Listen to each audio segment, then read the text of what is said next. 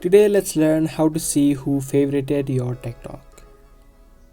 Whenever someone adds a video that you posted to their favorites, you can easily tell who that person is. So the easiest way to know who favorited your TikTok is tap on the inbox section.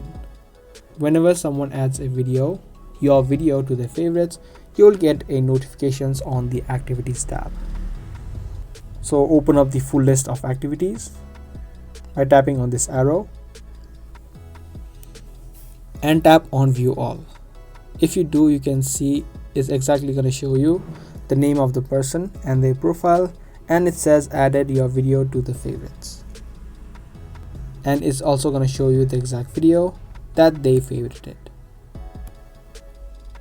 No matter how old the post is, it's going to show you all in the activities tab unless you delete it.